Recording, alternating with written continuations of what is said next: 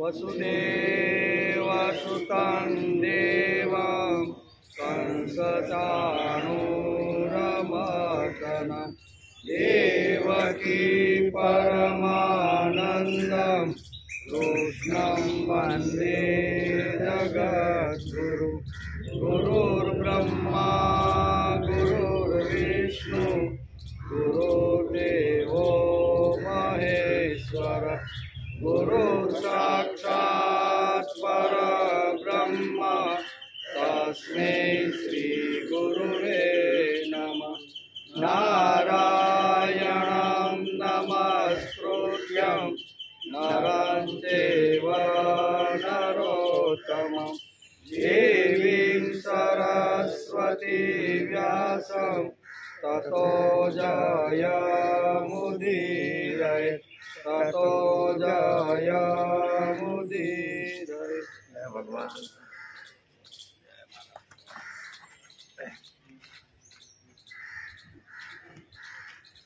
शोभितमुखदोलं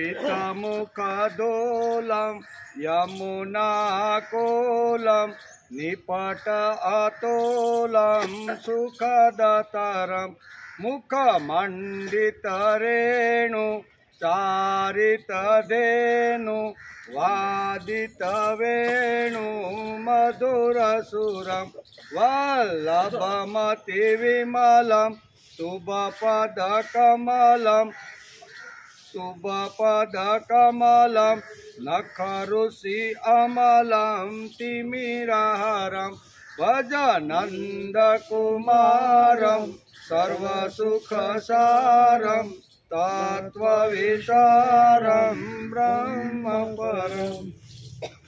शोभित मुखधूलम Yamuna coulomb એટલે જે યમુનાના કિનારે મોઢામાં ધૂળ ભરેલા શોભે છે।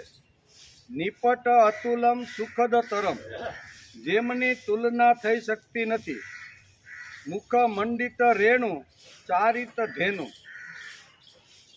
વાદિત વેણુ મધુર સુરમ એટલે કે ધૂળથી રંગાયેલા મુખવાળા ગાયો ચારતા અને મધુર વેણી બજાવતા સર્વના પ્રિય એવા ભગવાન શ્રી કૃષ્ણને હું નમસ્કાર કરું છું। આગળ કહે છે વલ્લભમતિ વિમલમ શુભપદ કમલમ અત્યંત વિમળ સુંદર ચરણ કમળવાળા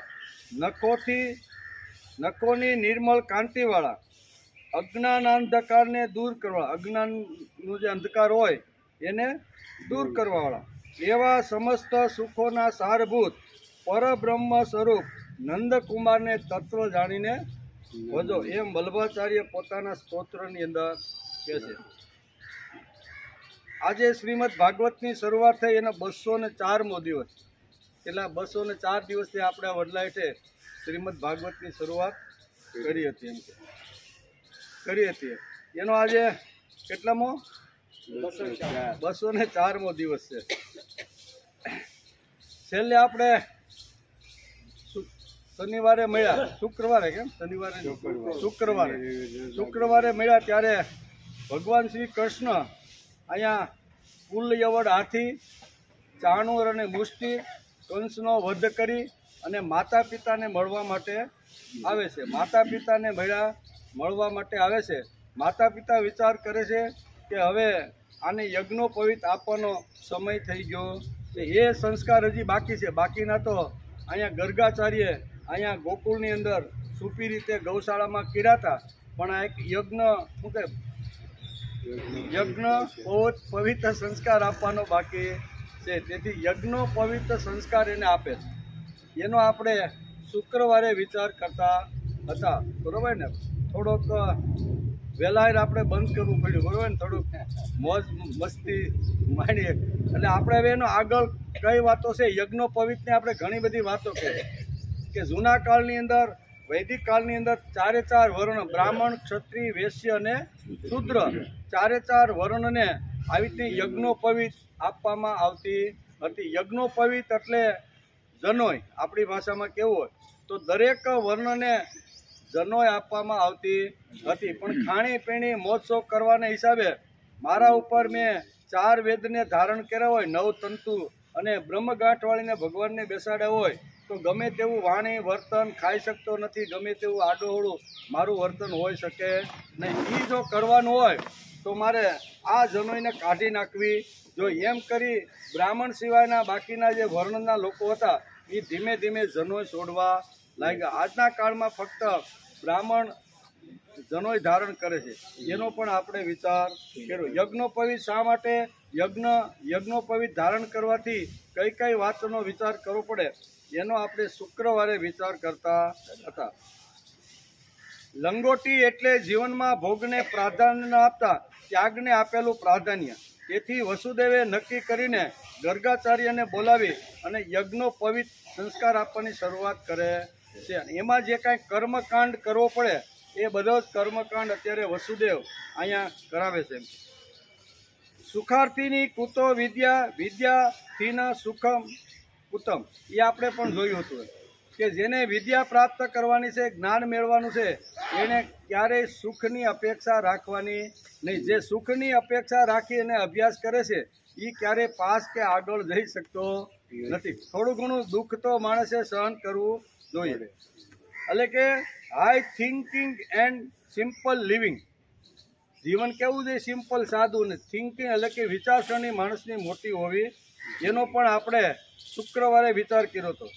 વસુદેવે યજ્ઞોપવિત ધારણ કરાવતા પહેલા બંને બાળકોને જે કર્મકાંડ કરવાનો હતો તે બધો જ કર્મકાંડ વસુદેવે અહીંયા ગર્ગાચાર્ય પાસે કરાવ્યો છે. એને પણ જોતા જનોય લેતી વખતે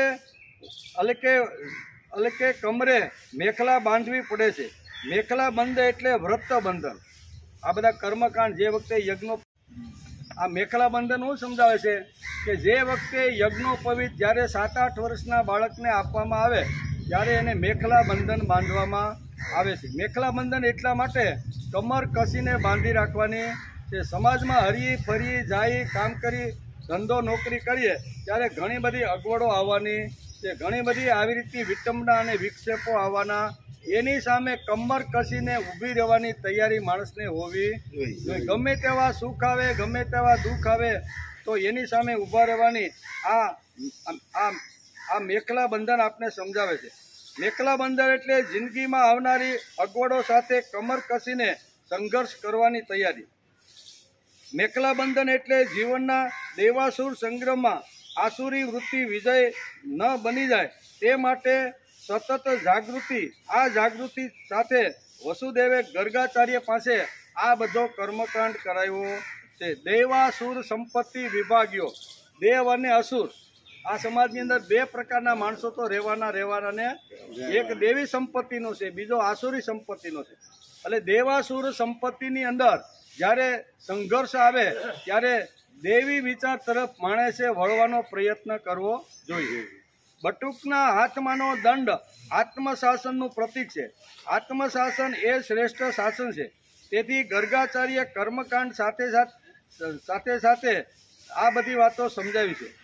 બાહ્ય શાસન ગમે તેટલું સમર્થ હોય તો પણ માનવને બદલવામાં અસફળ નીવડે છે. બહારથી ગમે તેટલો કર્મકાંડ આપવામાં આવે, ગમે તેટલા શપથ લેવડાવવામાં આવે, પણ જ્યારે આંતરિક માણસની જ્યારે વૃત્તિ બદલતી નથી ને ત્યાં સુધી બાહ્ય કોઈ કામ કરતું નથી. થોડા દિવસ કદાચ કામ કરે, વ્યસન મુક્તિ કદાચ હાથમાં પાણી લઈને માણસ છોડાવે તો થોડાક દિવસ કદાચ આવી રીતનું છૂટી પણ જાય, પણ જ્યાં સુધી આંતરિક પરિવર્તન માણસનું ન થાય ત્યાં સુધી અહીંયા બદલ આવતો નથી.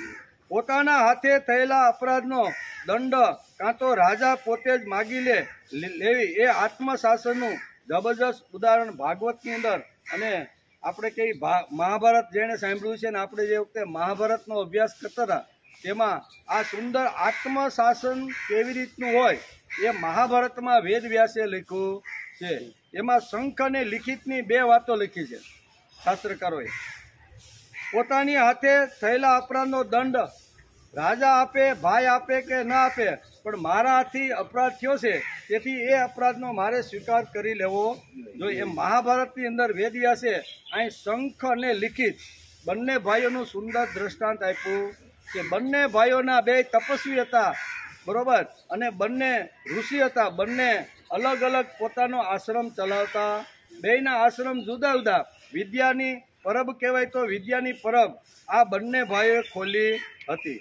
પોતાની જાત એટલે કે પોતાની જાતથી છુપાવીને માણસ જે ગુણનો કે પાપ કરી શકતો નથી. મહાભારતમાં એક પ્રસંગ આવે છે કે શંખના આશ્રમમાંથી અજાણતા જ કેરી તોડી લીધી. શંખના આશ્રમમાંથી લિખિત એનો ભાઈ હતો. એ એક દિવસ શંખને મળવા માટે ગયો. શંખ આશ્રમમાં હાજર હતા નહીં, એટલે આશ્રમમાંથી બહાર નીકળતા એક કેરી એને તોડી અને ખાધા પછી આવી રીતના ત્યાં લિખિત આવે છે કે ભાઈ તમે આવ્યા? તો કે હા. તમે આ શું કરો છો? તો કે કેરી ખાવ છો. તો કે શા માટે ખાવ છો તમે? તો કે મને એમ થયું કે આ તો વનફળ છે, તમારે આશ્રમની બહારનો આંબો છે, તેથી એકાદું ફળ વનફળ ખાવામાં કોઈ વાંધો નથી. ત્યારે શંખ કહે છે કે આ આંબો તો મારી માલિકીનો છે, આશ્રમની માલિકીના આંબામાંથી તમે કેરી ખાધી છે, પણ કાંઈ વાંધો નહીં, એમ તમે મારા ભાઈ છો અને કેરી ખાધી એમાં શું થઈ ગયું? ત્યારે અહીંયા શંખ વિચાર કરવા લાગે છે કે મારી ભૂલ થઈ ગઈ છે, અને ભૂલ થઈ ગઈ છે પછી એના ભાઈ તો કહે છે કે એમાં શું થયું, આપણે કદાચ એકાદી કેરી ખાધી હોય તો કાંઈ આવી રીતનું તમારે કાંઈ દંડ દેવાની જરૂર નથી. પણ આ જે શંખ છે ને એ રાજા પાસે સીધો પહોંચી ગયો અને રાજાને કહે છે કે કોઈનું આવી રીતની માલિકીનું ફળ ખાધું હોય અને કોઈએ આ હાથથી કેરી તોડી હોય તો એના માટેનો દંડ શું છે? ત્યારે રાજા કે મારી પાસે આવી કોઈ ફરિયાદ આવી નથી. મારી પાસે ફરિયાદ આવે તો હું એને દંડ આપું ને. કોઈ ફરિયાદી આવીને કે ભાઈ અમારા આશ્રમમાંથી આવી રીતની કોઈ કેરી ખાધી છે તો હું એને દંડ. મારી પાસે અત્યાર સુધીમાં કોઈ આવી રીતનો ફરિયાદી આવ્યો નથી, પણ મેં ભૂલ કરી છે. શંકુ કે છે કે હું મારા ભાઈના આશ્રમમાં ગયો, કેરી તોડી અને ખાધી, પછી મને ખબર પડી આ તો લિખિતના માલિકીની આ આંબો છે ને એમાંથી મેં કેરી ખાધી. એને પૂછ્યા વિના લીધી અને ખાધી, એટલે એના માટેનો દંડ શું હોઈ શકે? તો કે તારા ભાઈએ હજી અત્યારે અહીંયા કોઈ ફરિયાદ કરાવી નથી, એટલે અમે કોઈ તને દંડ આપી શકીએ નહીં. ત્યારે શંખ કહે છે ભલે તમે મને દંડ ન આપી શકો તો કાંઈ નહીં, પણ આવું કૃત્ય જેણે કર્યું હોય એને કઈ સજા આપી શકાય? તમારા કાયદામાં કઈ સજા છે? તો કે આવું કૃત્ય કર્યું હોય અને કોઈ જો ફરિયાદ લઈને આવે ને તો અમે જે હાથથી આવી રીતનું કૃત્ય કર્યું હોય એના હાથ અમે કાપી નાખી. શંખે રાજભવનની અંદર પોતાના હાથ બંને કાપી નાખી. આને કહેવાય આત્મશાસન. લોકો કહેતો કે ન કે પણ મારાથી ભૂલ થઈ ગઈ છે, મારાથી આ આપલખણ થઈ ગયું છે, એ પોતે જ પોતાનું શાસન. એટલે મેખલા બંધન જે છે ને, લંગોટી છે, આ બધી વાતો અહીંયા શાસ્ત્રકારો આપણે સમજાવે છે કે માણસનું આત્મશાસન હોવું જોઈએ. કાયદો કે ન કે પણ કાયદામાં લખેલી જે વાત છે એ કાયદો કદાચ મને દંડ ન આપે તો એ દંડ મારે જાતે ભોગવી લેવા જોઈએ. તેથી આ મેખલા બંધન સમજાવતા વેદવ્યાસ જેવા મહાપુરુષ લખે છે, અને મહાભારતની અંદર પણ વેદવ્યાસે આ શંખ અને લિખિતની સુંદર મજાની એક વાત પણ એમાં લખી છે. એટલે કે દંડ ધારણ કરનાર બટુકે પણ સરળ સીધા અને ટટ્ટાર રહેવાનું છે.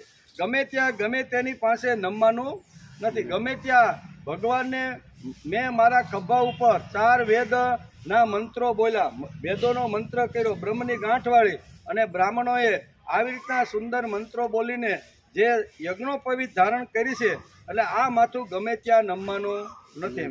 ગમે ત્યાં નમવાનું નથી. નમીશ ગુરુને અને મહાપુરુષ અને ભગવાનને. આના સિવાય ગમે ત્યાં મારું માથું નમશે ને. આ માથું કાંઈ નમાવા માટે નથી. નમશે તો કાં તો ગુરુ હોય, કાં તો માતા પિતા હોય, અને કાં તો મહાપુરુષ હોય, અને કાં તો ભગવાન હોય. આ 4 જગ્યાએ જ મારું માથું નમશે. ગમે તે ગધેડાના પગ પકડી અને મારું માથું નમશે નહીં, એમ આપણે અહીંયા સમજાવે છે. નમીશ તો ફક્ત માતા પિતાને, ગુરુ, મહાપુરુષ અને ભગવાનને જ નમીશ. માણસ બધે ઠેકાણે નમે એટલો દીન કે લાચાર ન હોવો જોઈએ. બધી જગ્યાએ નમે એટલો દીન કે લાચાર ન હોવો જોઈએ. તેમજ કોઈને પણ ન નમે એટલો ઉન્મત્ત પણ ન હોવો જોઈએ. કોઈને ન નમે એવો ઉન્મત્ત પણ હોવો જોઈએ નહીં. તેથી શાસ્ત્રકારોએ 4 ઠેકાણા બતાવ્યા નમસ્કાર કરવાના. કાં તો માતા પિતા હોય, કાં તો ગુરુ હોય, કાં તો આવી રીતના મહાપુરુષ હોય, અથવા કોઈ આવીના ભગવાન હોય, તો એને 4 ઠેકાણે મસ્તક નમવાનો શાસ્ત્રકારોએ કીધું છે. નમવાનું યોગ્ય સાધન હોય ત્યાં દંડવત પ્રણામ કરવાની માણસની તૈયારી હોવી જોઈએ. આપને લાગે કે મા બાપ છે, આવી રીતના ગુરુ છે અથવા મહાપુરુષ કે ભગવાન છે, તો માણસની પૂર્ણ તૈયારી ત્યાં નમસ્કાર કરી અને પડવાની તૈયારી હોવી જોઈએ. એ જ અર્થમાં બચપણમાં જ શિવાજી પોતાની મા જીજાબાઈ સાથે મોગલ સલ્તાન એટલે દિલ્હીના જે બાદશાહ હતા એને કંઈ કારણસર જીજી માતા જાય છે ત્યારે નાનો 5-7 વર્ષનો શિવાજી પણ કે બા મને પણ તમારી જોડે લઈ જાઓ. એટલે આ 5 વર્ષનો શિવાજી અહીંયા જીજાબાઈની સાથે અહીંયા દિલ્હીના મોગલ સલ્તાન એ વખતના જે રાજા હતા ને એને મળવા માટે જાય છે. બધા આવતા જતા હતા પ્રધાનો જે કંઈ આવે ને એ આવી રીતની કુર્નિશ બજાવે. કેવી? રાજા પાસે જાય ત્યારે બધા કુર્નિશ બજાવીને રાજાને નમસ્કાર કરી અને પછી પોતાનું સ્થાન ધારણ કરતા હતા. જીજાબાઈએ પણ કુર્નિશ કરી નહીં. 5 વર્ષનો શિવાજી હતો એને જીજાબાઈએ કીધું કે ભાઈ કુર્નિશ બજાવ. તો કે મારું માથું ગમે ત્યાં નમવા માટે હું જન્મો નથી. હું ગમે એના પગ પકડી ગધેડાના પગ પકડવા માટે હું તૈયાર નથી. કુર્નિશ બજાવ્યા વગર શિવાજી 5 વર્ષના સ્થાન દિલ્હી દરબારમાં લઈ લીધું. માતા ઘેરે આવ્યા. માતા કહે છે કે તે શિવાજી ખૂબ મોટી ભૂલ કરી છે. રાજાના દરબારમાં એટલો મોટો રાજા હોય બરોબર ને, પણ તે કુર્નિશ કે એના પગમાં તે નમસ્કાર કર્યા નહીં. ત્યારે શિવાજી માતાજીને જે જવાબ આપે છે ને એ સાંભળવા જેવો છે કે હે માં, તું કહેતો હોય ને, તું કહેતી હોય તો તારા મસ્તકની અંદર તલવારથી મારું આ માથું કાપીને તારા ચરણમાં મૂકી દો.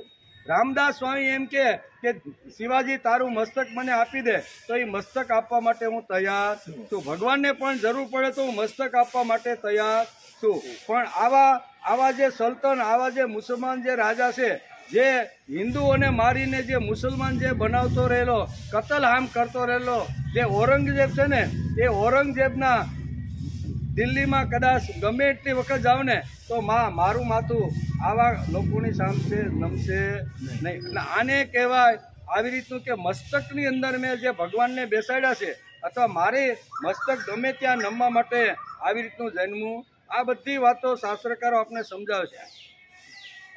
જનોય માનવને નમ્રતાનો પાઠ શીખવે છે. ભગવાન તારી સાથે રહીને મારું જીવન ચલાવે છે, તું તો નિમિત્ત માત્ર છે. જનોયના 9 તંતુઓ 3-3માં ગૂંથી ત્રિસૂત્રી બનાવવામાં આવે છે. એ ત્રિસૂત્રી પર ઋગ્વેદ, યજુર્વેદ, સામવેદની સ્થાપના કરવામાં.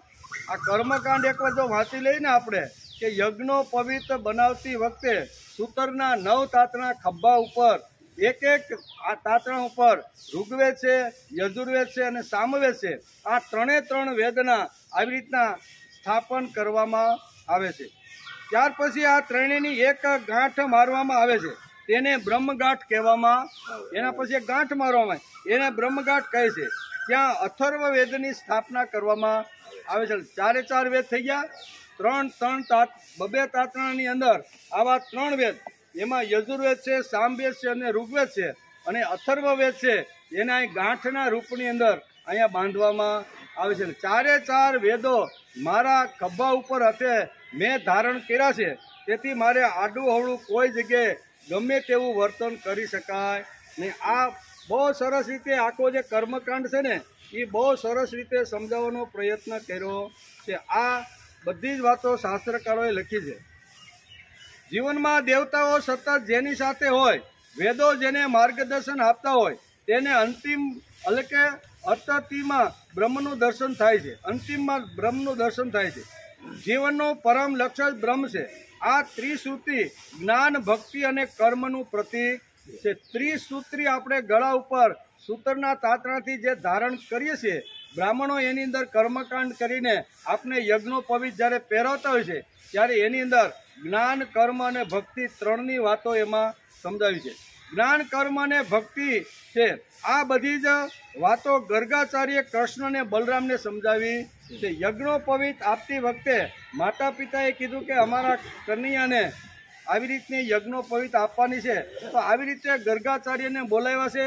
ગર્ગાચાર્ય આવ્યા છે અને સુંદર મજાની યજ્ઞોપવિત શા માટે ધારણ કરવી, ધારણ કર્યા પછી કૃષ્ણ અને બલરામને આ બધી વાતો સમજાવે છે. ખાલી તમારા ગળામાં આવી રીતના 9 તાતણા સૂતરના નાખી દઉં એટલા પૂરતું નથી, પણ શા માટે યજ્ઞોપવિત તમે ધારણ કરી રહ્યા છો એનું સુંદર મજાનું જ્ઞાન અહીંયા ગર્ગાચાર્ય અત્યારે અહીંયા કૃષ્ણ અને બલરામને આપી રહ્યા છે.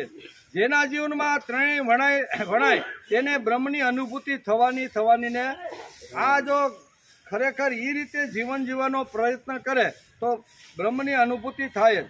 જનો એટલે તેજસ્વી બુદ્ધિની દીક્ષા. જનો એટલે શું છે? તેજસ્વી બુદ્ધિની દીક્ષા. જનો એટલે બુદ્ધિને પ્રજ્ઞામાં પરિવર્તન કરનારું રસાયણ છે. પરમાત્મા દેવનું તે વરવા યોગ્ય શુદ્ધ તેજ અને ધારણ કરીએ છીએ કે અમારી બુદ્ધિ કર્મ વગેરેને હંમેશા સન્માર્ગ તરફ પ્રેરણા કરતું રહે. બુદ્ધિને તેજસ્વી કરનાર ગાયત્રી મંત્રની દીક્ષા પણ આપવામાં આવે છે. ગાયત્રી મંત્રની દીક્ષા પણ આપવામાં આવે છે. જેણે યજ્ઞોપવિત લીધી છે એને ખબર છે કે આ બધો જે કર્મકાંડ છે એ કર્મકાંડ બ્રાહ્મણો અહીંયા પિતાની હાજરીની અંદર આટલો કર્મકાંડ કરાવે છે. પિતા તેના કાનમાં ગુપ્ત મંત્ર કહી રહ્યા છે.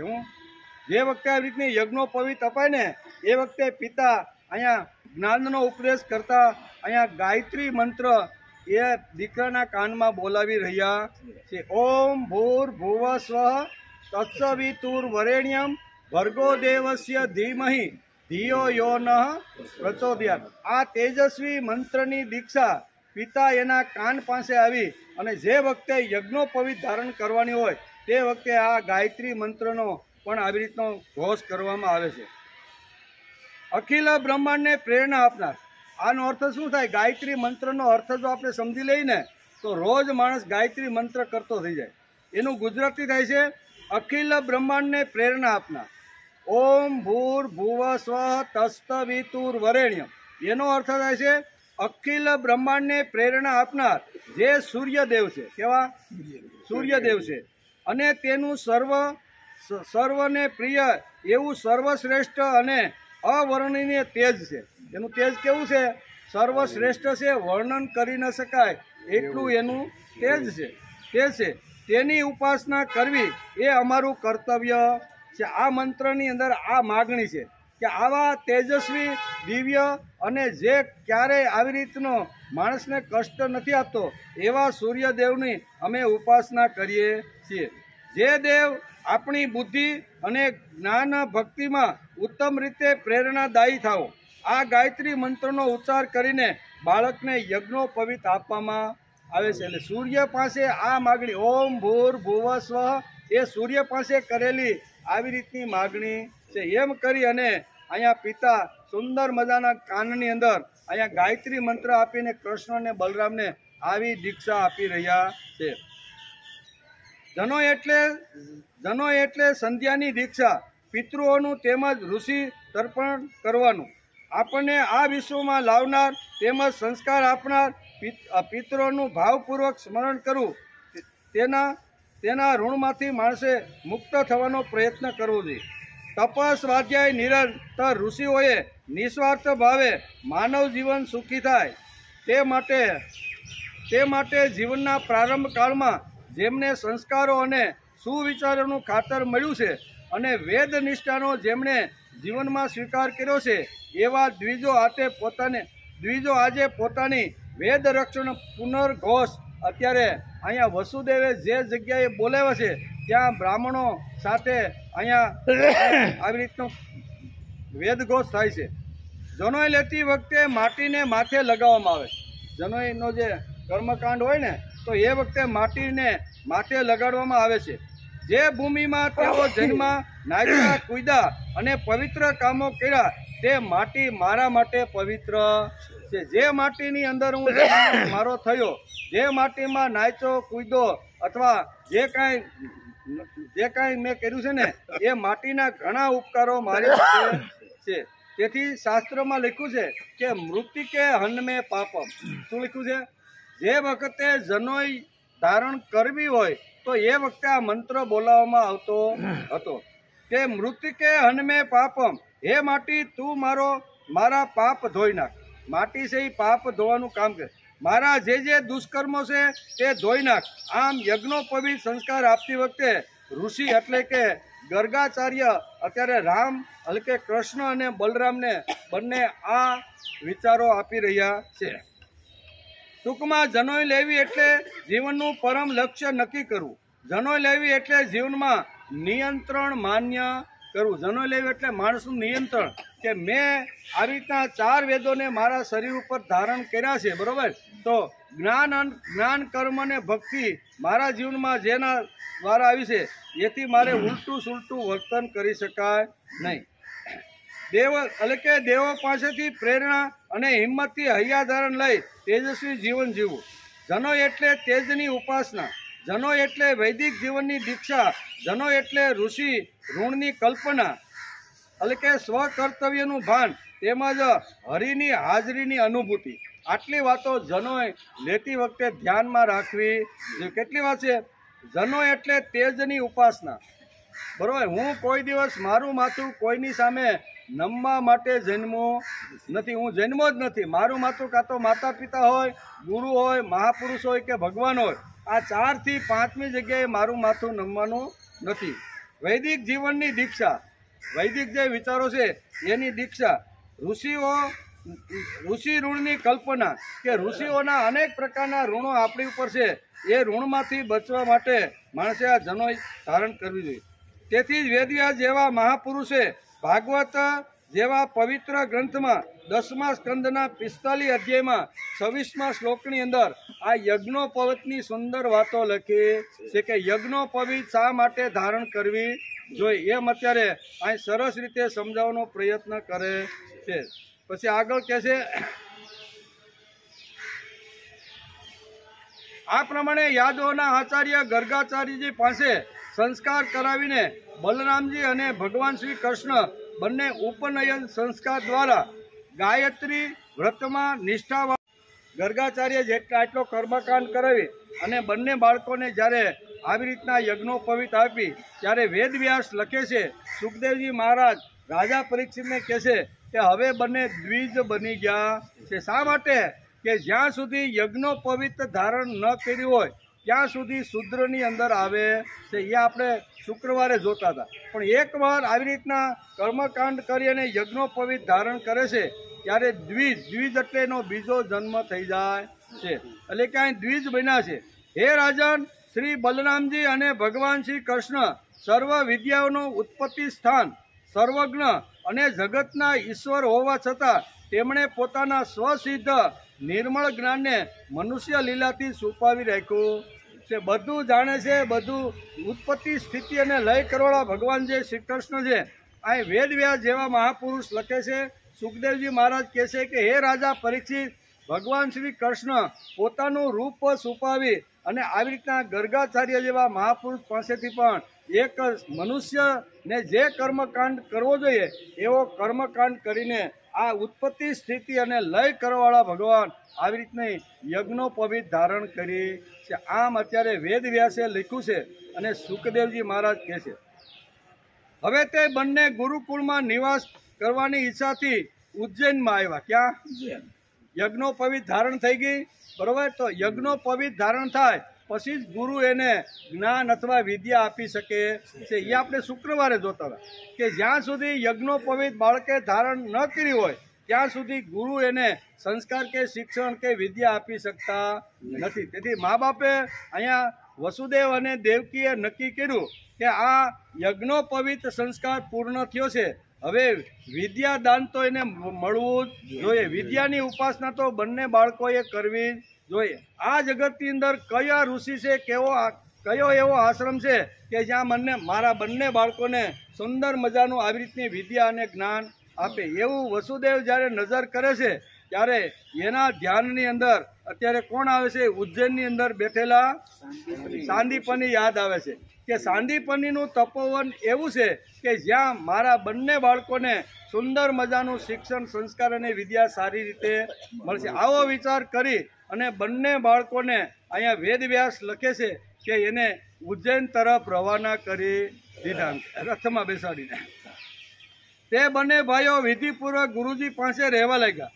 તે વખતે તેઓ જીતેન્દ્રિય અને ગુપસુપ રીતે નિર્દોષપણે કેવી રીતે રહેવું તે પોતાની સાથે અભ્યાસ કરતા બીજા વિદ્યાર્થીઓને શીખવાડતા હતા. એકવાર ધીમે ધીમે રથ ત્યાં પહોંચે છે. વેદવ્યાસ લખે છે, ઘણું બધું લખે છે. આ શ્લોક ઘેર જઈને અભ્યાસ કરવા જેવો છે. શ્રી કૃષ્ણ એટલે કે વિચાર માંગી લે તેવો પ્રસંગ છે. તે પ્રસંગે મથુરાના લોકો કેટલો આનંદ હશે. જગતનો સૂત્ર ચાલક પણ સૂત્રના 3 સૂત્રો લેશે.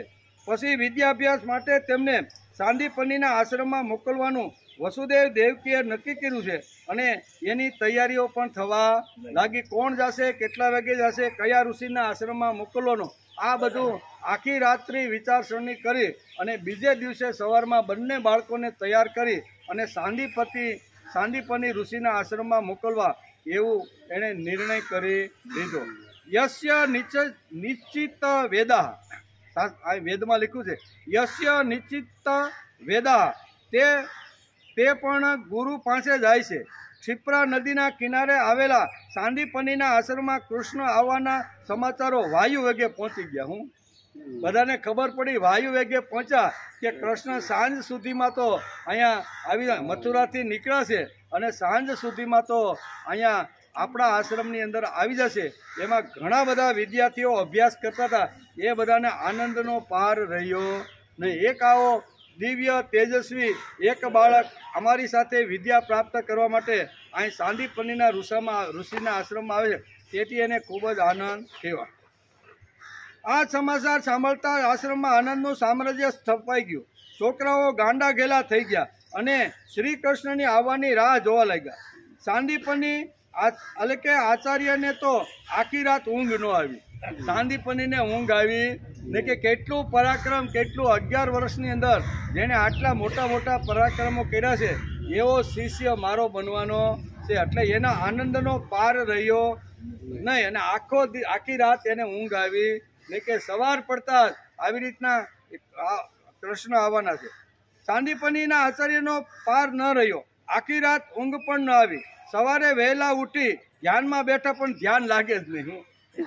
સાંદીપની વહેલા ઉઠ્યા, 3-4 વાગે ઉઠ્યા છે અને ભગવાનનું ધ્યાન લગાડવા બેઠા, પણ આજે સાંજ સુધીમાં કૃષ્ણ અહીંયા આવવાનો છે એવા વિચાર મગ્નની અંદર એનું ધ્યાન પણ ભગવાનમાં લાગ્યું નહીં. નિર્ગુણ બ્રહ્મ જાણે રિસાઈ ગયું ન હોય. ધ્યાન ક્યાંથી લાગે? ધ્યાનમાં સગુણ શ્યામ સ્વરૂપના જ વિચારો આવવા લાગ્યા. સગુણ સાકાર રૂપ જે ધારણ કરી અને આ પૃથ્વી ઉપર ધર્મની સ્થાપન કરવા માટે જે અવતાર આવ્યો છે એમાં જ એનું ધ્યાન સ્થિર થઈ ગયું. તેથી ધ્યાન પણ લાગ્યું નહીં. કર્મકાંડમાં કાંઈ એને મજા આવી નહીં. એટલે આજે એને રજા રાખી દીધી કે આજે આપણે કાંઈ કર્મકાંડ કરવો નથી. બે પણ ધ્યાન લાગતું નથી એમ છે. નિર્ગુણ બ્રહ્મે પણ રિસાઈ ગયું ન હોય. આચાર્ય શ્રી ધ્યાનનો પ્રયત્ન મૂકી દે છે કે હવે આમાં કાંઈ બેહું છું પાટલા ઉપર, પણ દરરોજ મારું ધ્યાન ભગવાનની અંદર ચોંટી જશે એમ આજે મારું ધ્યાન લાગતું નથી. નિર્ગુણ બ્રહ્મા જાણે રિસાઈ ગયું ન હોય. ધ્યાન ક્યાંથી લાગે? ધ્યાનમાં સગુણ શ્યામ સ્વરૂપના જ વિચારો આવતા હતા. આચાર્ય શ્રી ધ્યાનનો પ્રયત્ન મૂકી દે છે અને કહે છે જવા દો. સ્નાન સંધ્યા જેને માટે ચાલે છે તે જ અહીંયા આવે છે. હું રોજ જેનું ધ્યાન ધરું છું, રોજ જેની હું સંધ્યા કરું છું, રોજ જેની ઉપાસના કરી અને ચિત્ત એકાગ્ર કરું છું, એ જ પરબ્રહ્મ પરમાત્મા એક માનવના રૂપની અંદર મારા વિદ્યાર્થી તરીકે આશ્રમમાં આવી રહ્યા છે. તેથી આ વેદવ્યાસ લખે છે કે એનું ધ્યાન સાંદીપનીનું લાગતું કૃષ્ણ સામેથી આવી રહ્યા છે. તો પછી સ્નાન સંધ્યા વગેરેમાં મન કેવી રીતે લાગે? હવે મારું મન ક્યાંય લાગતું નથી. એમાં મનને મનાવી લઈ આનંદમાં મગ્ન બની ગયા. આગમનની રાહ જોતા સાંદીપની ઋષિ શાંતિથી બેઠા છે. ક્યારે સાંજ પડે અને ક્યારે આ પરબ્રહ્મ પરમાત્મા માનવ રૂપ ધારણ કરીને ધર્મની સ્થાપના કરવા માટે જગતમાં અવતર્યા છે. એ જ અવતાર લઈને લેવાવાળા મારા આશ્રમમાં સામેથી વિદ્યા લેવા માટે આવી રહ્યા છે. તો પણ એટલે કે આચાર્ય પત્નીની પણ આવી સ્થિતિ થઈ. સાંદીપતિના પત્ની હતા ને એની પણ માનસિક સ્થિતિ આવી જ થઈ. આચાર્ય જેવી બની હતી તે વારંવાર પૂછતી હતી કે કૃષ્ણ ક્યાંય દેખાય છે, આવે છે, જરીક જો તો ખરા, આમાં ક્યાંય એના શું કહેવાય એના પડઘમ ક્યાંય વાગે છે. આચાર્ય કહે છે જરા ઊભા થઈ ઝાડ ચડીને જુઓ તો ખરા, કે શ્રી કૃષ્ણ ભૂલો તો નથી પીડ્યો ને? આચાર્ય પત્ની સાંધી પત્નીના પત્નીએ કીધું કે જરીક આ ઝાડ ઉપર તો આ મોટું જંગલ છે, ઘરઘોર જંગલ છે, રસ્તો પણ આવી રીતનો આડાહવળો છે, તો આડાહવળા રસ્તા ઉપર અહીંયા જે વિદ્યા પ્રાપ્ત કરવા માટે કૃષ્ણ આવી રહ્યા છે એ ક્યાંય ભૂલાતો પડ્યા નથી રે. એમ આચાર્ય પત્નીએ આચાર્યને કીધું. આશ્રમના વિદ્યાર્થીઓ પણ એકબીજાને એ જ પૂછતા હતા કે શ્રી કૃષ્ણ ક્યારે આવશે. બરોબર, આજે પણ અંદરો અંદર બધા વિદ્યાર્થીઓ વાત કરવા લાગ્યા. આજે બધા જ વિદ્યાર્થીઓએ પુસ્તકો ઊંચા ચડાવી દીધા. આજે આપણે ભણવું નથી, ભણવા બેસી તો મન જ ન લાગે તો ભણવાનો અર્થ શું છે? વિદ્યાર્થીઓએ તે દિવસે અનસ્ય રાખી પુસ્તકો હતા એ બધાને અભેરાઈએ ચડાવી દીધા, અભેરાઈએ મૂકી દીધા.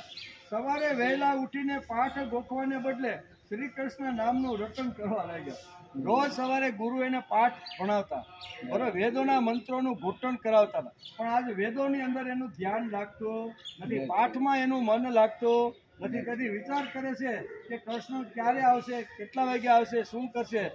આમ કરીને વિદ્યાર્થીઓ પણ આજે આખો દિવસ રજા રાખી દીધી. આજે બધા જ વિદ્યાર્થીઓએ પુસ્તકો ઊંચા મૂકી દીધા. સવારે વહેલા ઉઠીને પાઠ ગોખવાને બદલે શ્રી કૃષ્ણના નામનું રટણ કરવા લાગ્યા. અરે આશ્રમના વિદ્યાર્થીઓ શ્રી કૃષ્ણને જોવા બેચેની બની ગઈ હતી. આટલી નાની ઉંમરે 35 જેટલા નર પિશાચોનો વધ કરનાર શ્રી કૃષ્ણ કેવા હશે એ જોવાની બધા વિદ્યાર્થીને તલપાપડ.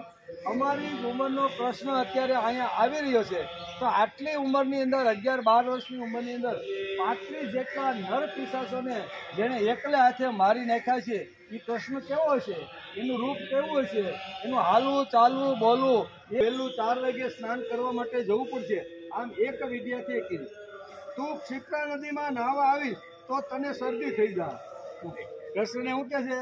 ક્ષિપ્રા નદીનું પાણી ઠંડુ છે, શિયાળાના દિવસો છે, અને જો તું સ્નાન કરવા માટે આવીશ તો તને શરદી થઈ જાય. માટે તમે બંને ભાઈઓ ભસ્મનું સ્નાન કરી લેજો.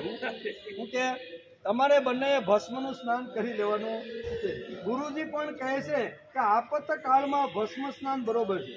આ તમારો હજી તો આજે તમે દાખલ થયા છો, સવારે સ્નાન કરવાનો પ્રસંગ ઊભો થશે ત્યારે તમે નવા છો, પહેલી વાર અહીંયા આવ્યા છો.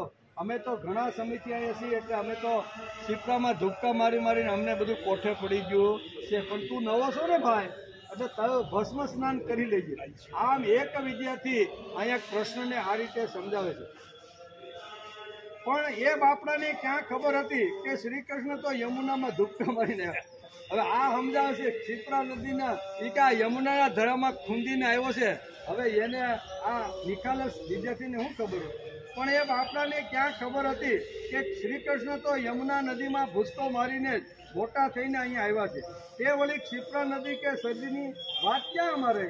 પણ નિખાલસ ભાવ કેવો છે એ વેદ વ્યાસે ભાગવતની અંદર આવા આશ્રમના જીવન કેવી રીતનું હોય, અંદર એકાબીજાનો ભાવ અને પ્રેમ કેવો હોય, નિખાલસતા કેવી, નિર્દોષતા કેવી હોય ને બાળકની અંદર, એના પ્રસંગો અહીં બહુ સરસ રીતે ભાગવતકારે લખ્યા છે. પછી બીજો વિદ્યાર્થી એમ કે વિદ્યાર્થી બોલ્યો, આજે તો તમે ગુરુ પાસે સારું જમ્યા છો, મિષ્ટાન પણ ખાવ્યું છે, આવું રોજ ભાઈ તને મળવાનું અહીં રોજ મળવાનું નથી ભાઈ તને. શું કે છે? આજે તો પહેલો વહેલો આવ્યો છો એટલે ગુરુ અને ગુરુ પત્ની સાથે તું જમ્યો છો, એટલે ગુરુ પત્નીએ પણ લાડથી તારા માટે એકાદી મિષ્ટાનની આઈટમ બનાવી છે અને પ્રેમથી અને ભાવથી તને જમાડી છે, પણ રોજ તને મિષ્ટાન મળવાનું નથી. રોજ તો અમારી સાથે રહેવાનું, રોજ હાથે રસોઈ બનાવવાની, અને એ 45 મિનિટ કે 50 મિનિટની અંદર રસોઈ બની જવી જોઈએ. એટલે એના માટે એનો અર્થ એવો થયો કે બહુ લાંબા ભોજન ન બનાવતા ખીચડી જેવું જે આઈટમ હોય ને ટૂંક સમયમાં, એ બધું તારે અમારી જોડે બનાવીને તારે જાતે જ ખાવું પડશે. આજ તો તને ખવડાવી દીધું, તને મિશ્રણ મળી ગયું. હવે પછી રોજ હાથે જ રસોઈ બનાવવી પડશે, હાથે પકાવીને ખાવી પડશે. સાદી રસોઈ તમને માફક ક્યાંથી આવશે ભાઈ? તમને સાદી રસોઈ માફક આવશે નહીં. એમ એક વિદ્યાર્થીએ કહ્યું. શરૂઆતમાં એ ભોજન તને રૂચશે નહીં અને પચશે પણ નહીં, માટે મારા ભાગનું દૂધ હું તને આપી દઈશ. કેટલી નિખાલસતા છે, કેટલી નિખાલસતા છે એ અહીંયા આશ્રમ જીવનની અંદર અહીં સમજાવે છે કે આવું તને પચશે નહીં, સાદું પડશે નહીં. તેથી અમારા ભાગનું રોજ અમને 1 કટોરો દૂધ અહીં મળે છે. એ અમારા ભાગનું દૂધ અમે નહીં પીતા, અમે તો ટેવાઈ ગયા છીએ. કદાચ અમે નહીં પીએ તો વાંધો નહીં, તને અમારા ભાગનું દૂધ આપી. આ કેટલી નિર્દોષતાની વાતો આશ્રમની અંદર આ બધું મળે કે આ હોસ્ટેલમાં મળતું નથી. હોસ્ટેલમાં મળે, બોર્ડિંગમાં આવી વાતો મળતી નથી. શરૂઆતમાં એ ભોજન તને રૂચશે કે પચશે નહીં, તેથી મારા ભાગનું દૂધ હું તને આપી દઈશ, આમ બાળકે કહ્યું. આમ પ્રત્યેક વિદ્યાર્થી શ્રી કૃષ્ણ બલરામને કંઈ ને કંઈ કહેવા માટે ઉત્સુક હતા. ચોથો વિદ્યાર્થી તરત જ બોલી ઉઠ્યો કે શ્રી કૃષ્ણ બલરામ, તમે શ્રીમંતના પુત્રો છો. કેવા શ્રીમંતના પુત્રો છો. શું આ બધું જોઈ સાંભળી અને શ્રી કૃષ્ણનું હૃદય ભાવ ભીનું થઈ ગયું કે આને હજી સાંભળવાની કંઈ ખબર નથી, પણ આ બધું જોઈ અને શ્રી કૃષ્ણ મનમાં વિચાર કરે છે કે કેટલું નિષ્પાપ જીવન છે, કેટલો નિર્મળ પ્રેમ છે. આજ સુધી ભોગલંપટોને જોયા, અહીં નિષ્પાપ નિર્હેતુક જોઈ રહ્યો. અત્યાર સુધી કેવા જોયા બધા ભોગલંપટ, કેવા જે બધા રાક્ષસો ગોકુળ, મથુરા કે વૃંદાવનમાં કૃષ્ણને મારવા માટે હતા, એ બધા ભોગવાદી હતા. કંસ પણ ભોગવાદી હતો. અત્યાર સુધી મેં આવા જ રાજાઓને જોયા છે, પણ આ બાળકોમાં કેટલી નિખાલસ છે એમ ભગવાનનું હૃદય પીગળી જાય કે ક્યાં આ બાળકો એકાબીજા માટે પોતાનું આયુષ્ય સુખ કરી અને બીજાને સુખ આપવા માટેનો પ્રયત્ન કરે છે. ત્યાં આ બાળકો અને બીજાની સંપત્તિ મારા બાપની થાય એના માટે રાજાઓ જે પ્રયત્ન કરે છે, ત્યાં રાજાઓનું જીવન અને ત્યાં આ નિષ્પાપ બાળકોનું જીવન. આમ અત્યારે વેદવ્યાસ જેવા મહાપુરુષ અહીંયા સાંદીપલ્લીના તપોવનમાં આવ્યા પછી બાળકોને વિટલાઈને કૃષ્ણ જ્યારે આવી રીતના બેઠા છે, ત્યારે આવી રીતની ગપસપની અથવા આવી રીતની નિર્દોષતાની વાતો કરી રહ્યા છે. અસદવાદી વિચારો અને પાછવી ભોગવાદી સંસ્કૃતિની પરવા ન કરતા આવા અનેક માણસો પોતાનું જીવન દુનિયાના પ્રકાશથી દૂર રહી શાંત રીતે જીવે છે. આ બધું સાંભળીને કૃષ્ણને લાગ્યું કે આવા નિષ્પાપોને બચાવવા એ જ મારું કામ છે. આવા જે નિષ્પાપ જે લોકો છે, આવી રીતના મારા માટે ત્યાગ કરવાની જેની ભાવના છે ને, આવા જ લોકોનું રક્ષણ કરવું એ મારું કામ છે. તેથી ત્યાંથી જેને ગાંઠ વાળી દીધી કે સમાજની અંદર જે પરિત્રાણાય સાધુનામ વિનાશાય દુષ્કૃતા ધર્મ સંસ્થાપનાથાય સંભવામી યુગે યુગે, ત્યાંથી જેને ગાંઠ વાળી દીધી કે આવા નિર્દોષ નિર્હેતુ કોઈ પણ સ્વાર્થ વગર મારા માટે કેટલો બધો ત્યાગ કરવા માટે તૈયાર થઈ ગયા છે. કોઈ ધાબળાનો ત્યાગ કર્યો, કોઈ દુસરો ત્યાગ કર્યો, કોઈ ભસ્મ લગાડવાની સલાહ આપી. ની અંદર આશ્રમમાં જે ભણે છે એ ત્યાગની ભાવના લખી છે. એટલે બે વાતો શાસ્ત્રકારો આજે આપણે સમજાવે છે. આ બધું સાંભળીને શ્રી કૃષ્ણને લાગ્યું કે આવા નિષ્પાપોને બચાવવા એ જ મારું કામ છે. આવા નિષ્પાપો વધે તે માટે તપોવન વધવા જોઈએ અને આવી રીતના તપોવનમાંથી બાળકો નિર્માણ થવા જોઈએ. બીજી બાજુ જોઈએ તો લોકો લાખો કરોડો રૂપિયા કથા વાર્તા કરીને ભેગા કરીને ગુરુકુળો બાંધે છે અને તગડા જેવી ફી લઈને મોજ શોખ કરી અને બીજાના પૈસે મોટા શું કહેવાય બધી જગ્યાએ ફરતા રહેલા છે. પૈસા જગતના હોય અને જગતના દુનિયામાંથી કથા વાર્તા કરીને પૈસા ભેગા કરે અને પૈસા ભેગા થયા પછી અઢળક સંપત્તિ આવે અને પછી કોઈ સુરતમાં એવા 4 રસ્તાઓ પડતા હોય ને, ત્યાં એમ કહે કે આ મારા નામનું સર્કલ બનાવી. હવે તું ક્યાં પરસેવો પાડવા ગયો તો ભાઈ, પણ નામ કોનું આવે? આવી ભીખ માગીને પૈસા ભેગા કરીને પોતાની સંપત્તિ, પોતાનું નામ, પોતાની કીર્તિ, પોતાનો યશ માટે થાય ને એટલા માટે પોતાના નામના સર્કલો બનાવવા લાગે. આ એક વિચાર ભાગવતકાર આપને સમજાવે છે કે ક્યાં નિર્દોષતા અને ક્યાં બીજાની સંપત્તિ હડપી અને પોતાની કીર્તિને યશ સમાજમાં ફેલાય એના માટે કામ કરતા લેલા લોકો ભેગા કરેલા પૈસામાંથી દોઢિયું પણ કોઈને આપતા નથી. પૈસા ભેગા થાય છે એમાંથી દોઢિયું કોઈને આપતા નથી. ક્યાં તપોવન અને ક્યાં આજની ગુરુકુળો, એટલો મોટો તફાવત છે બંને શિક્ષણમાં. બંને શિક્ષણમાં આટલો મોટો તફાવત છે એમ વેદવ્યાસ ભાગવતની અંદર સુંદર મજાની આ વાતો આપને સમજાવે છે. ક્યાં નિર્દોષતા અહીંયા સાંદીપનીના આશ્રમમાં એક વિદ્યાર્થી બીજા વિદ્યાર્થીને આપવા માટે આવી રીતની જે વાત કરે છે, ક્યાં બેમાંથી એક ધાબળો આપી દેનાર એ વિદ્યાર્થી અને ક્યાં બધી મિલકત બાપની કરીને દાબી રાખનાર અને માત્ર પોતાના મોજશોખ માટે પૈસાનો દુર્વ્યય કરનારા આજના કહેવાતા ધાર્મિકો એક જ જગ્યાએ દેવી પ્રેમ છે તેને રોજ ભાવતું ભોજન નહીં મળે, માટે મારા ભાગનું દૂધ તું પી લેજે. અને ક્યાં આસુરી વૃત્તિના માણસો કે બીજાનો મોજ શોખ લઈ અને પોતે મોજ શોખ કરવા લાગે છે. એક દિવસ એવું બન્યું કે આશ્રમના કેટલાક વિદ્યાર્થીઓ એક દુર્બળ વિદ્યાર્થીની ઠઠ્ઠી મસ્કરી કરતા. હવે બધા સેટ થઈ ગયા, ઘણા દિવસો વીતી ગયા આશ્રમમાં. બલરામ અને કૃષ્ણ વિદ્યાભ્યાસ પણ કરવા લાગ્યા. એક દિવસ અહીં રમતા રમતા એક દુર્બળ બાળક વિદ્યાર્થી હશે એની બધા ઠઠ્ઠા મસ્કરી કરતા.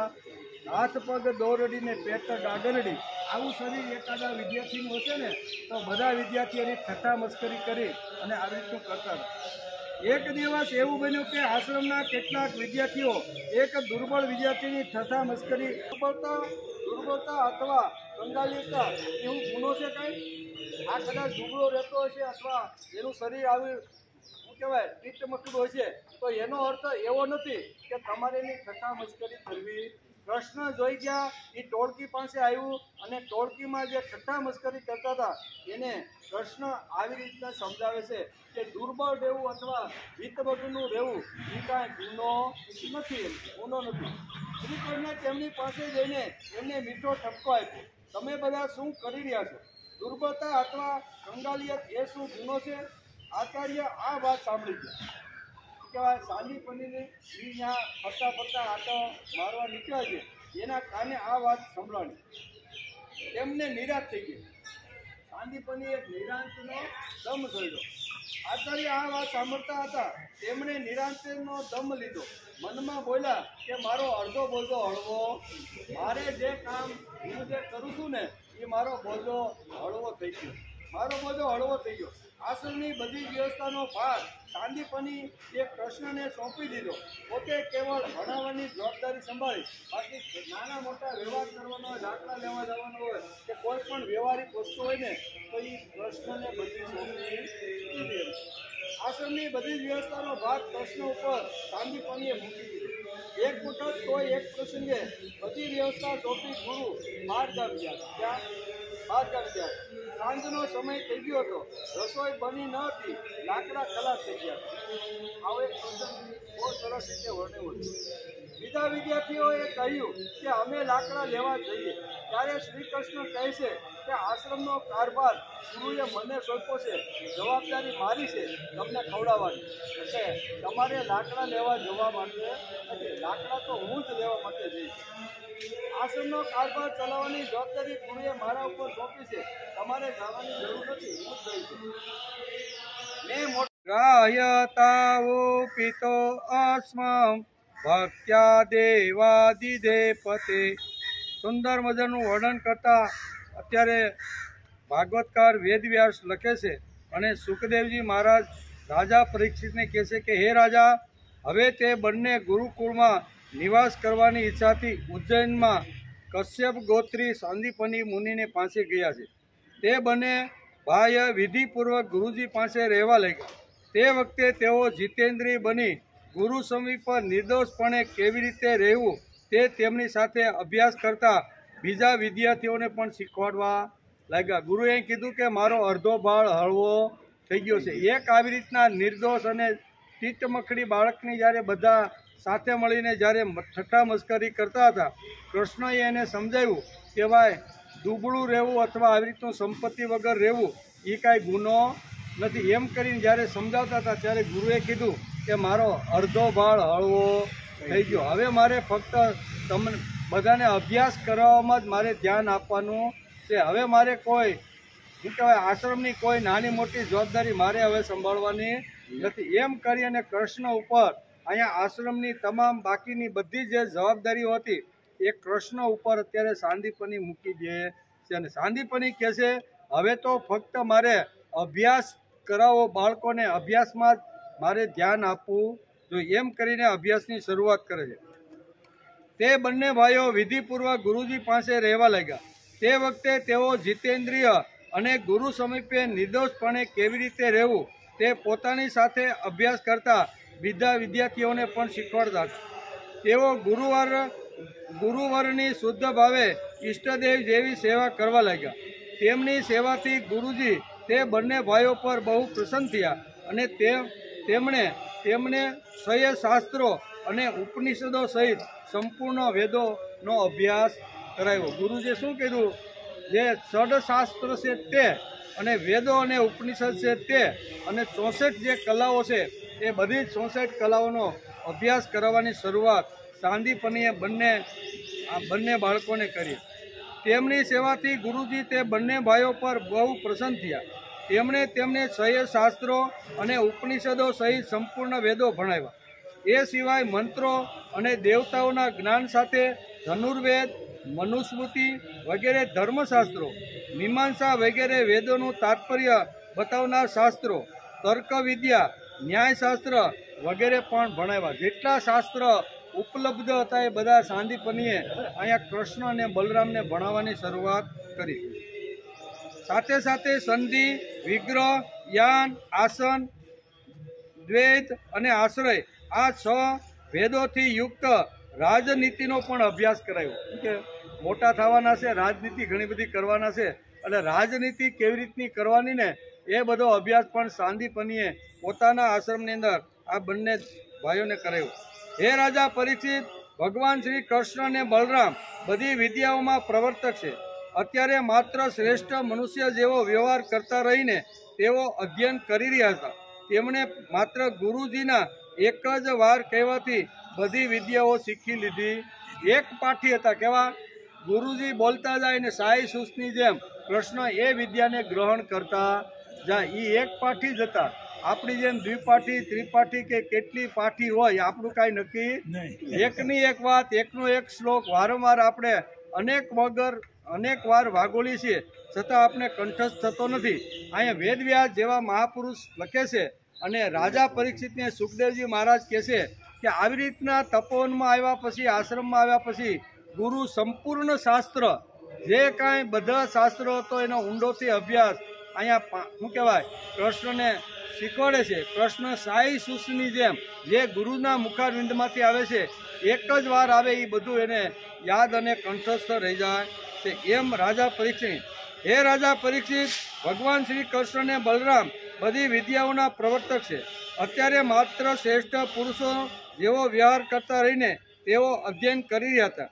તેમણે માત્ર ગુરુજીની એક જ વાર કહેવાથી બધી વિદ્યાઓ શીખી લીધી.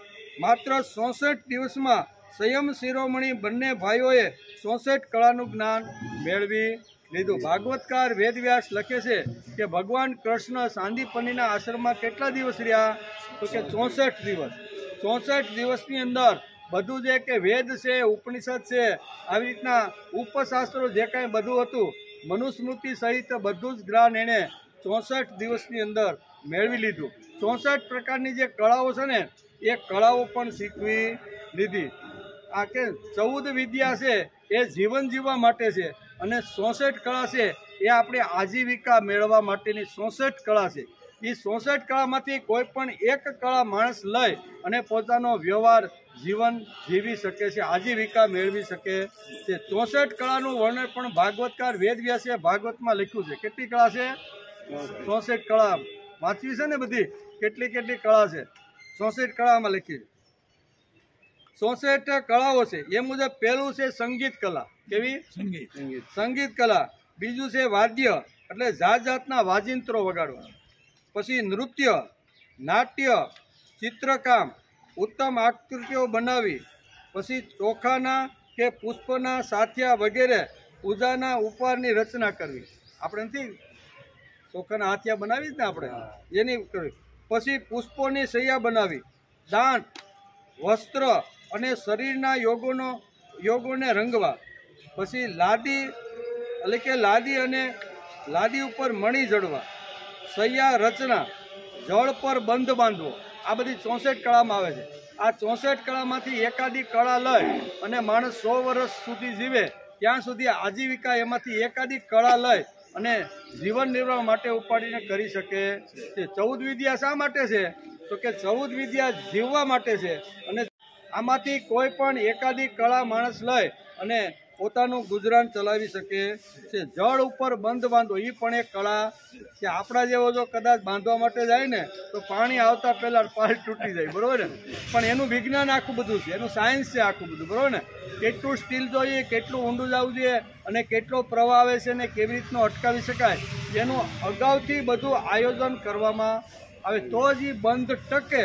નહીંતર આપણે કહીએ ભાઈ વરસાદ આવ્યો ને બંધ તૂટી ગયો, એનો અર્થ એવો થયો કે એણે એની પોતાની જે સ્વાર્થને માટે કલા વાપરી અને પોતાના નિર્વાહ માટે ઘણું બધું એમાંથી કરપ્ટેડ કરી લીધું એટલે બંધ ટકતો નથી. કારણ કે જળ ઉપર બંધ બાંધવો ને એ પણ એક કળા છે. જાત જાતની સિદ્ધિઓ દેખાડવીને એ પણ એક કળા છે. હાર માળા વગેરે બનાવવા એ પણ એક ટાઈપની કળા છે. એમ કે માળા બને એ એક ટાઈપની બધી કળા છે. એમ કે પછી ફૂલોના આભૂષણો બનાવવા, કાન અને અંબોડા માટે અંબોડો પણ વાળવો, કપડાં અને આભૂષણો બનાવવા, ફૂલના આભૂષણો શણગાર કરવો, પુષ્પો કે કમળ પત્રના કાનમાં પહેરાવવા, આભૂષણો બનાવવા, સુગંધિત તેલ બનાવવું, અત્તર બનાવવું એટલે કે ઇન્દ્રજાલ, જાદુકાલ, અનેક પ્રકારની વેશભૂષા ધારણ કરવી, ફૂલોની હસ્તકલા દેખાડવી, જાત જાતના ભોજન બનાવવા. કેવા ગૃહિણી આપણી હોય ને ઘરે, જાત જાતના અનેક ટાઈપના ભોજન બનાવે, જાત જાતની પીવાની વસ્તુઓ બનાવી, પછી સીવણકામ, કઠપોતળીઓ બનાવી અને તેમને નચાવી, આ પણ એક કળા. એના દ્વારા પણ માણસ પોતાનો જીવન નિર્વાહ ચલાવી શકે છે. તેમને ચલાવી પછી ઉખાણા, પ્રહેકિકા, મૂર્તિઓ બનાવી, કૂટનીતિ એ પણ એક કલા. તેને કેવી રીતનો મારો ભગવાન આ બધું શીખ્યા ક્યાંક ને સાંદીપનીના તપોનમાં 64 કળાની અંદર આ કૂટનીતિ, સામેની વ્યક્તિને જો નબળો પાડવો હોય અથવા એનું જો શક્તિ જો ખલાસ કરવાની હોય ને તો કઈ કળા હોવી જોઈએ. એ ભગવાને વારંવાર યુદ્ધનું મેદાન હોય કે પછી જરાસંઘ જેવો વારંવાર ચડાઈ કરીને મથુરામાં આવતો હોય તો એ જરાસંઘનું બળ કેવી રીતનું ઓછું કરવું એ ભગવાને કૂટનીતિ ત્યાં વાપરી. અને અહીંયા બંને જે ભાઈઓ હતા ને, કેવા ભાઈઓ હતા?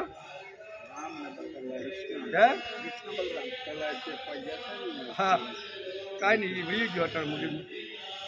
હંસ અને ડિંબક કેવા બે સેનાપતિ કોના હતા?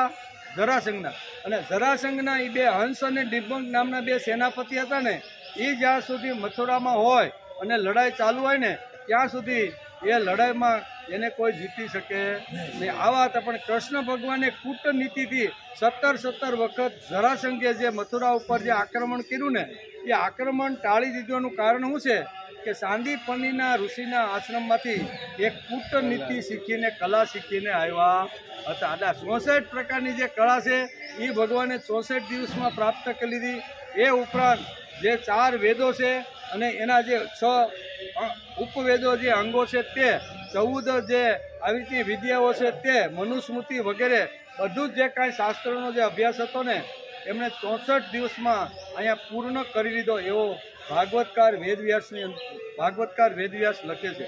પછી આગળની કલાનો વાત કરતા કહે છે કે કૂટનીતિ, પછી ગ્રંથોના અધ્યયનમાં દક્ષતા, નાટક, વ્યાખ્યાનોની રચના કરવી, સમસ્યાઓની પૂર્તિ કરવી. કોઈ સમસ્યા હોય તો એની પૂર્તિ, કોઈ અડધો શ્લોક લખી દે અને પછી એમ કે ભાઈ આનો બીજો ચરણ તમે પૂરું કરો, એ ઉપલા શ્લોકમાં હું કીધું છે એ પ્રમાણે બીજી નીતિ લખી છે એને કહેવાય પૂર્ણ. એટલે કે આ બધું જે છે એ 64 કળાની અંદર આવે છે. એટલે કે નાટક, વ્યાખ્યાનો રચના કરવી, સમસ્યાઓની પૂર્તિ કરવી, ખુરશી બનાવી, ખાટલો ભરવો. કેવો ખાટલો ભરવો એ પણ એક કળા છે. બધાને એ કળા આવડતી નથી. ખાટલો ભરવાની કળા તથા સોટી બાણ બનાવવાની કળા, બાણ પણ બનાવવી એક પણ કળા છે. પછી ગાલીસા, દરી, ચટાઈ વગેરે બનાવવા, પછી સુથારી કામ, ગૃહ ઉદ્યોગો, સોના ચાંદીની ધાતુ તથા હીરા પન્ના રત્નોની પરીક્ષા પારખવા, એ પણ એક કળા છે. આપણા હાથમાં કોઈ કાચનો ટુકડો આવે તો એની કિંમત કેટલી છે એ પારખવાની પણ એક કળા. આ બધી જ પ્રકારની 64 પ્રકારની જે કળાઓ હતી ને એ ભગવાને 64 દિવસની અંદર અહીંયા સાંદીપનીના તપોવનમાં શીખી લીધી એમ વેદવ્યાસ લખે છે.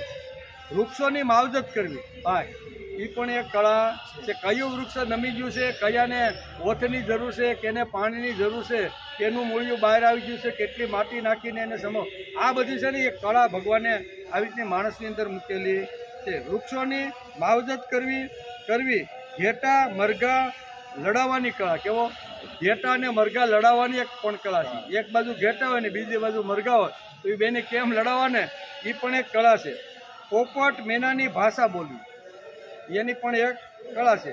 પછી મારણ વિદ્યા, મારણ સામેની પક્ષીને અથવા પશુને કેવી રીતનું મારણ કરવાનું એ પણ એક કળા છે. પછી કેસ વેણી ગૂંથણ, પછી મુઠ્ઠીની વસ્તુ અને મનની વાત જાણી લેને સમજાવવા, વિભિન્ન દેશોની ભાષાનું જ્ઞાન, સુકન અપસુકન પારખવા. કેવા સુકન અપસુકન પારખવા, વરસાદ આવશે, વાવાઝોડું આવશે, કેટલી ગરમી આવશે એ પારખવાની પણ એક કળા છે. આજે વિજ્ઞાન એમાં ઘણું બધું આગળ વધી ગયું છે અને એટલે વારંવાર જ્યારે આવી રીતનું વાવાઝોડું કે જ્યારે ગરમી પડવાની હોય ને ત્યારે અગાઉથી કહે છે કે ભાઈ આ ટાઈમે આ જગ્યાએ આટલા કિલોમીટર શક્યતાઓ છે, બરાબર ને, સમુદ્રમાંથી આ તરફ આવી રહ્યું, એ બધી કલા છે. પછી પ્રશ્નોના ઉત્તર આપવા, શુભ અશુભ સમજવું અને કહેવું, અનેક પ્રકારના યંત્રો બનાવવા, યંત્રકલા આપણે આવે ને, કોઈ પણ પ્રકારના ટ્રેક્ટરના હોય કે પછી મોટા વાહનના હોય તો કોઈ પણ પ્રકારના યંત્રો બનાવવા. પછી રત્નોને અનેક પ્રકારના આકારમાં ગોઠવવા, એટલે હોની અને આ જે બધા રત્ન પારખું જે બધા જે હારને જે બનાવે ને એની કલાની વાત છે. સાંકેતિક ભાષા બનાવી, સાંકેતિક ભાષા એટલે આપણે બે જણા બોલતા હોય તો ત્રીજાને ખબર પડે નહીં, પણ સામે જો સાંકેતિક ભાષામાં એની સાથે વાત કરે તો એને ખબર પડી જાય એમ કે.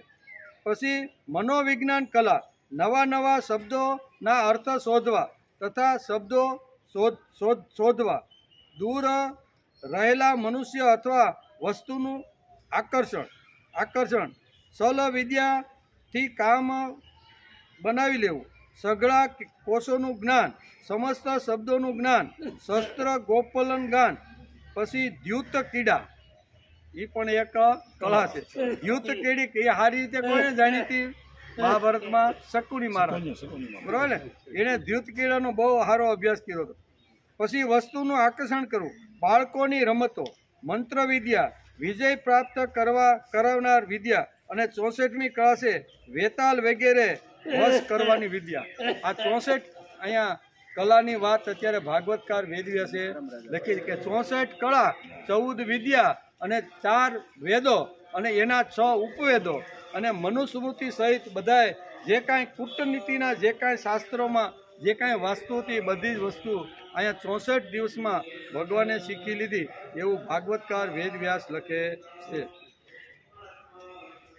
એટલે તેઓ કરી રહ્યા 64 દિવસમાં જ સંયમ એટલે કે સંયમ શિરોમણી બંને ભાઈઓ 64 કળાનું જ્ઞાન પ્રાપ્ત કરી લીધું. આ પ્રમાણે અધ્યયન સમાપ્ત થઈ જવાથી તેમણે સાંદીપની મુનિને પ્રાર્થના કરી. અભ્યાસ 64 દિવસમાં જેટલું પ્રાપ્ત કરવું હતું બધું 64 દિવસમાં પ્રાપ્ત કરી લીધું. શા માટે? તો કે વેદવ્યાસ લખે છે કૃષ્ણ અને બલરામ એક પાઠી હતા. એકવાર ગુરુના મુખારવિંદમાંથી જે શબ્દો કે જે શ્લોક નીકળે મંત્ર એ એક જ વાર બોલે એટલે સામે સાઈ સુસની જેમ કૃષ્ણ ગ્રહણ કરી લેતા હતા. નહીં તો આટલા બધા શાસ્ત્રનો અભ્યાસ કરવાનો હોય તો કેટલા વર્ષ સુધી ત્યાં રહેવું પડે, એટલે કે આ સાઈ સુસની જેમ કરી લેતા હતા.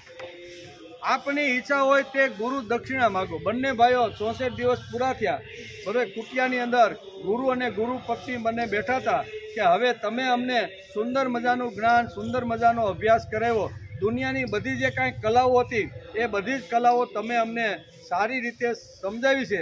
તમારી પાસેથી જ્ઞાન લીધું છે, તમારી પાસેથી વિદ્યા મેળવી છે, તમારી પાસેથી સંસ્કારો અમને ખૂબ મળ્યા છે. તો એના બદલામાં અમે શું તમને આપી શકીએ? એમ નમ્રતાથી બે હાથ જોડી અને વિવેકપૂર્ણ અત્યારે અહીંયા સાંદીપની અને ઋષિ પત્ની હતા એને બે હાથ જોડી નમ્રતાથી કહે છે કે આ ઋણમાંથી મુક્ત કરવા માટે તમે અમારી પાસેથી કંઈક ગુરુ દક્ષિણા માગો. એમ કે અહીંયા રાજા પરીક્ષિતને સુખદેવજી કહે છે કે હે મહારાજ, સાંદીપની મુનિએ તેમનો અદ્ભુત મહિમા અને અલૌકિક બુદ્ધિનો અનુભવ કરી લીધો હતો. 64 દિવસમાં સાંદીપનીએ પણ આ બેને જાણી લીધા. અદ્ભુત મહિમા જાણી લીધો હતો. તેથી તેમણે તેમના પતિને પૂછીને દક્ષિણા માગી કે પ્રભા ક્ષેત્રમાં અમારો પુત્ર સમુદ્રમાં ડૂબી મરી ગયો છે, તેને તમે લાવી આપો. બલરામજી અને શ્રી કૃષ્ણ અનંત પરાક્રમી હતા. બંનેએ મહારથી હતા. તેમણે બહુ સારું કહીને ગુરુજીની આજ્ઞા સ્વીકારી લીધી અને રથમાં બેસી પ્રભા ક્ષેત્રમાં આવ્યા. તેઓ ક્ષણભર સમુદ્ર કિનારે બેઠા. તે સમયે તેમને સાક્ષાત ઈશ્વર જાણીને સમુદ્ર અનેક પ્રકારની પૂજા સામગ્રી લઈને થાળ લઈને ભગવાન કૃષ્ણની સામે સમુદ્ર માનવ રૂપમાં આવી ગયો. ભગવાને સમુદ્રને કહ્યું કે હે સમુદ્ર, તમે અહીં તમારા મોટા મોટા તરંગોથી અમારા જે ગુરુપુત્રને ખેંચીને લઈ ગયા છો તે ગુરુપુત્ર તમે અમને પાછો આપો. મનુષ્ય વેશધારી સમુદ્રે કહ્યું, હે દેવાદિદેવ શ્રી કૃષ્ણ, મેં તે બાળકને લીધો નથી. મારા જળમાં પંચજન નામનો એક મોટો દૈત્ય રાક્ષસ અસુર રહે છે અને તે શંખના રૂપમાં રહે છે. તેને તમારા આ ગુરુના બાળકનું હરણ કર્યું છે. સમુદ્રની વાત સાંભળીને ભગવાને તુરત જ જલમાં પ્રવેશ કર્યો અને શંકાસુરને મારી નાખ્યો. પરંતુ તે બાળક તેના ઉદરમાં ન હતો. માર્યો પણ એ બાળક મળ્યો નહીં. એમ વેદવ્યાસ લખે છે. અને શ્રીમદ ભાગવતની અંદર આવી રીતના રાજા પરીક્ષિતને સુખદેવજી મહારાજ આ રીતે સમજાવે છે. ત્યારે તેના શરીરને લઈને ભગવાન રથમાં બેસી પાછળ આવ્યા. ત્યાંથી બલરામજી સાથે શ્રી કૃષ્ણે યમરાજની વાટ પકડી. ક્યાં? કારણ કે ગુરુનો પુત્ર યમરાજ સિવાય બીજું કોઈ હોય નહીં. વાટ પકડી પ્રિય નગરી સંયમની જઈને શંખનાદ કર્યો. શંખનો ઘોષ સાંભળીને તમામ પ્રજાનું શાસન કરવાળા યમરાજે તેમનું સ્વાગત કર્યું અને ભક્તિપૂર્વક વિધિ અનુસાર તેમની પૂજા કરી. તેમણે વિનયપૂર્વક નમીને સઘળા પ્રાણીઓના હૃદયમાં બિરાજમાન સચ્ચિદાનંદ સ્વરૂપ ભગવાન શ્રી કૃષ્ણે કહ્યું કે લીલાઓથી જ મનુષ્ય બનેલા હે સર્વવ્યાપક, હે પરમેશ્વર, હું આપ બંનેની શું સેવા કરું? શ્રી ભગવાને કહ્યું કે યમરાજ, તમે અહીં પોતાના કર્મ બંધન અનુસાર મારા ગુરુપુત્રને તમે અહીં લાવ્યા છો. તમે મારી આજ્ઞા સ્વીકારીને તેના કર્મો પર ધ્યાન આપી તેને ફરીથી મારા હાથમાં કહીને ભગવાનની આજ્ઞા સ્વીકારી કર્યો અને તેમનો ગુરુપુત્ર લાવી આપ્યો. ત્યારે યદુશ્રેષ્ઠ ભગવાન શ્રી કૃષ્ણ અને બલરામ તે બાળકને લઈને ઉજ્જૈન નગરીમાં ગુરુના આશ્રમ પાસે આવ્યા અને ગુરુદેવને સોંપતા કહ્યું કે તમે બીજું જે કંઈ જોઈતું હોય એ હજી પણ તમે માગી લ્યો. તમે આ જે એક વાત કરી હતી એ આ તમારો પુત્ર. ગુરુદેવે કહ્યું, બેટા, તમે બહુ ગુરુ દક્ષિણા આપી દીધી, હવે બીજું મારે શું જોઈએ? આનાથી મોટી ગુરુ દક્ષિણા જોતવી નથી. જે તમારા જેવા પુરુષોત્તમોના ગુરુ છે તેના કયા મનોરથો અપૂર્ણ રહી શકે? હે વીર શિષ્ય, હવે તમે બંને તમારા ઘરે સીધાઓ. તમારી પવિત્ર કીર્તિ થાઓ. તમારી ભણેલી વિદ્યા આ લોક અને પરલોકમાં સદા તાજી રહે તેના માટે તમે સતત પ્રયત્ન.